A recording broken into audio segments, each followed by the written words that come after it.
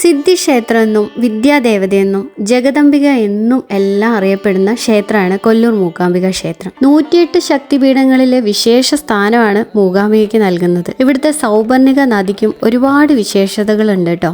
ധാരാളം ഔഷധങ്ങളിൽ തട്ടിയിട്ടാണ് ഈ നദി ഒഴുകുന്നതെന്നും പറയപ്പെടുന്നുണ്ട്. AD 800-ാം നൂറ്റാണ്ടിലെ വീരസംഘ രാജാവാണ് ഈ ക്ഷേത്രം നിർമ്മിച്ചിരിക്കുന്നത്. നവരാത്രി കാലമാണ് ക്ഷേത്രത്തിലെ ഏറ്റവും വിശേഷപ്പെട്ട സമയം.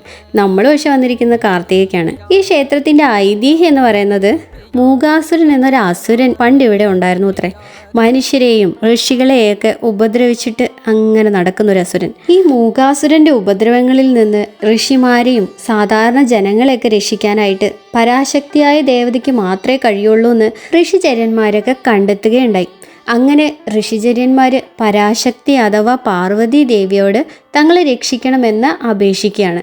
അങ്ങനെ പരാശക്തി സരസ്വതി ദേവിയിൽ നിന്നും ലക്ഷ്മി ദേവിയിൽ നിന്നും ദുർഗാദേവിയിൽ നിന്നും ഒക്കെ ചൈതന്യം സ്വീകരിച്ചിട്ട് ചണ്ഡികാദേവി അഥവാ പരാശക്തിയായ ദേവിയായി മാറി.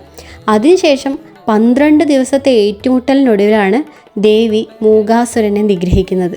ദേവി അങ്ങനെ സാധാരണ ജനങ്ങളുടെ സമാധാനം വീണ്ടെടുക്കുകയായിരുന്നു. അങ്ങനെ മഹർഷിമാരുടെ പ്രാർത്ഥന പ്രകാരം ദേവി കുടജാദ്രി മലകളിൽ സ്ഥിര സാന്നിധ്യമായി തീരുന്നു. കേരളത്തിൽ പാർവതി ദേവിക്ക് ക്ഷേത്രങ്ങൾ ഇല്ലാതിരുന്നതിൽ ദുഃഖിച്ച ജഗദ്ഗുരു ശങ്കരാചാര്യർ ദേവി പ്രത്യക്ഷപ്പെടാനായിട്ട് ഒരുപാട് നാൾ തപസ്സിരിക്കുകയുണ്ടായി. അങ്ങനെ ഒരുപാട് നാളത്തെ തപസ്സിന് ശേഷം ദേവി പ്രത്യക്ഷപ്പെട്ടു. ശങ്കരാചാര്യർ കേരളത്തിലേക്ക് ദേവിയെ ക്ഷണിക്കുകയുണ്ടായി. പക്ഷെ ദേവി ഒരു നിബന്ധന വെച്ചു. ശങ്കരാചാര്യരുടെ പുറകിലായി ദേവി നടക്കാമെന്നും തിരിഞ്ഞു നോക്കിയാൽ താൻ വരില്ലെന്നുമായിരുന്നു ആ നിബന്ധന. മുൻപേ നടന്ന ശങ്കരാചാര്യർ സൗപർണികയുടെ തീരത്തെത്തിയപ്പോൾ ദേവിയുടെ ചിലമ്പിന്റെ ശബ്ദം കേൾക്കാതാകുകയും ശങ്കരാചാര്യർ സംശയം കൊണ്ട് തിരിഞ്ഞു നോക്കുകയും ചെയ്തു. അപ്പൊ തന്നെ ദേവി അവിടെ സ്ഥാനം ഉറപ്പിക്കുകയും ചെയ്തു അത്രേ.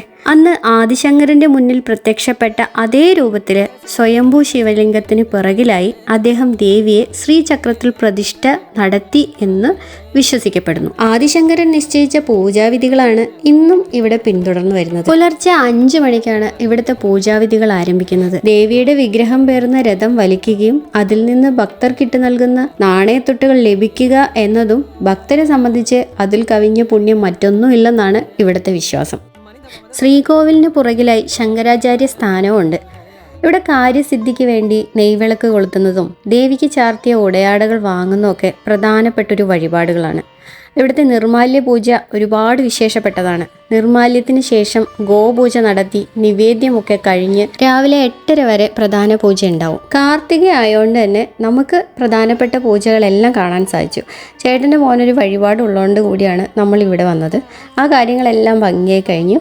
ഇപ്പോൾ നമ്മളിനി പാലക്കാട്ടേക്ക് മടങ്ങുകയാണ്. അപ്പോൾ പുതിയ വീഡിയോയിൽ നമുക്ക് വീണ്ടും കാണാം. അടുത്ത ഒരു വ്ളോഗായിട്ടോ അല്ലെങ്കിൽ ഒരു കുക്കിംഗ് വീഡിയോ ആയിട്ടോ വീണ്ടും ഞാൻ വരാം. Tata, bye, see U.